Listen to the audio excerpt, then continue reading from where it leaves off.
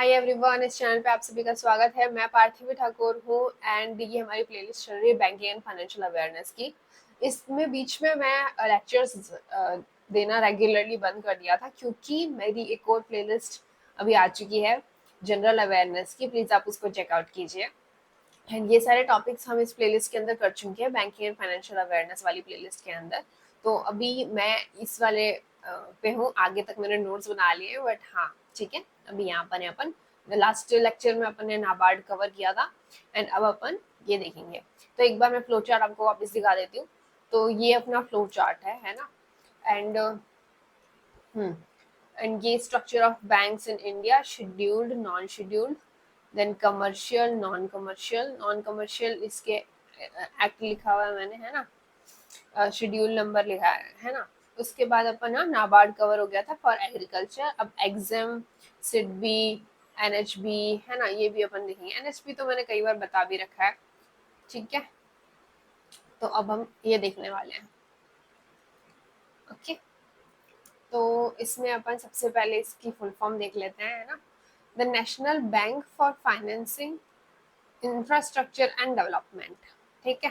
तो ये इसकी फुल फॉर्म है। तो अपने को फुल फॉर्म ध्यान रखनी है जस्ट खुद के रेफरेंस के लिए, ठीक है।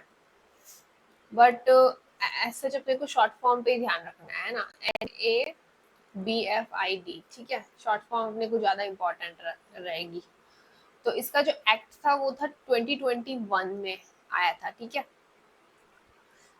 NABFID हैज बीन, 2 बार लिख दिया मैंने।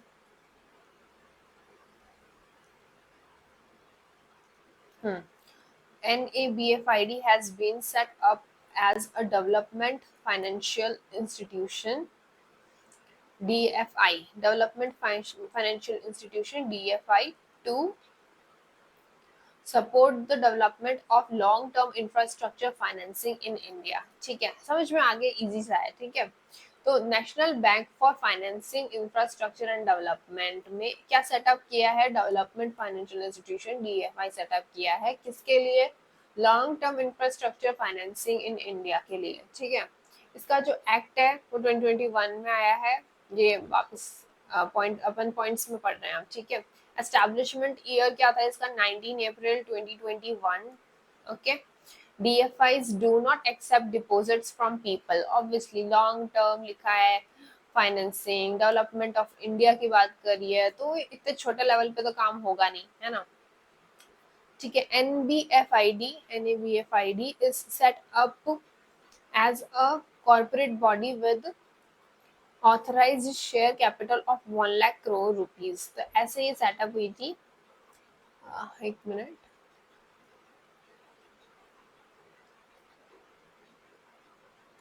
ओके। NABFID, ठीक है। तो कैसे सेटअप हुई थी वापस देख लेते हैं अपन। NABFID is set up as a corporate body, corporate body की तरह सेटअप हुई थी with authorised share capital of 1 lakh crore rupees, okay. उसके अलावा सेंट्रल गवर्नमेंट ओन्स 100%, ये तो अपने को आइडिया लगी गया होगा, विच में subsequently be reduce up to 26%, क्योंकि इसका काम ही इस टाइप का है, कॉर्पोरेट बॉडी की तरह एक्ट करने के लिए बनाया गया है ना। Authorise share capital 1 lakh crore rupees. ये इसमें बताया गया है कि 100% इसका ओन करती है सेंट्रल गवर्नमेंट, बट हो सकता है कि वो सब्सिक्वेंटली बी रिड्यूस टू 26% ही रह जाए सेंट्रल गवर्नमेंट का जो वो है शेयर है वो, ठीक है।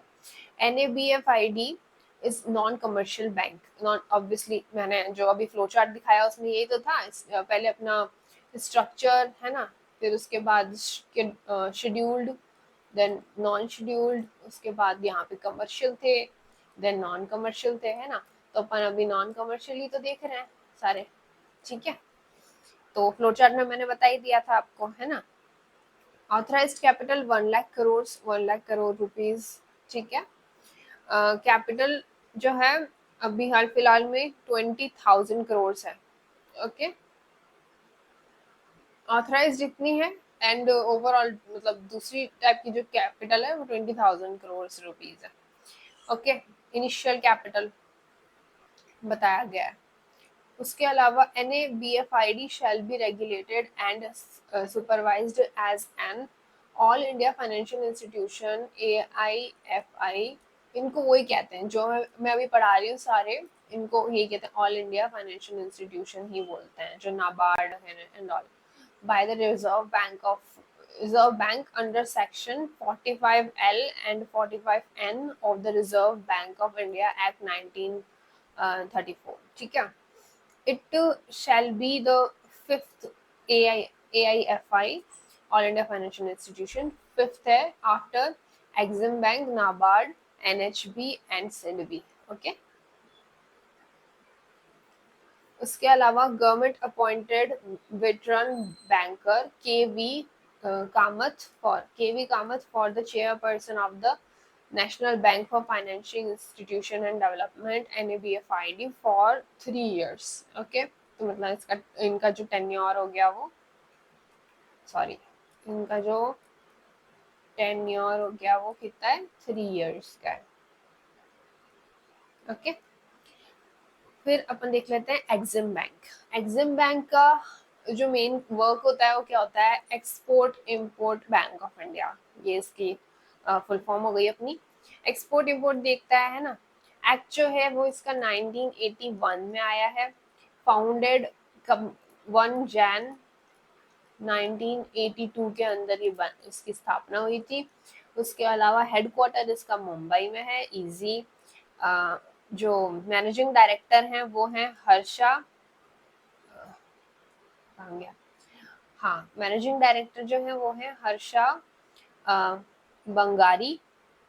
Okay, owned by government of India. ठीक है, इनके इस एग्जिम के जो प्रोडक्ट्स हैं, फंक्शंस हैं, वो क्या है, corporate finance, line of credit, export credit, buyer credit, overseas investment finance and उभरते सितारे प्रोग्राम। ठीक है, ये सारे एग्जिम्स के प्रोडक्ट्स हैं, ये सारे फंक्शन, मतलब इस तरीके से एग्जिम फंक्शन करता है, ये सारे प्रोडक्ट बना रखे हैं उसने। ठीक है, कॉर्पोरेट के लिए है ये लाइन ऑफ क्रेडिट, एक्सपोर्ट के लिए है, बायर के लिए है, ओवरसीज इन्वेस्टमेंट समझ में आ ही रहा है, उभरते सितारे प्रोग्राम भी एग्जिम ने निकाला है। ठीक है, ओके, ये अपना ये कवर हो गए एग्जिम एंड NABFID। ओके, आपको ये लेक्चर समझ में आया हो तो please do like, share and subscribe to this channel. Thank you so much for watching. I will see you in my next video. Till then, take care, bye bye.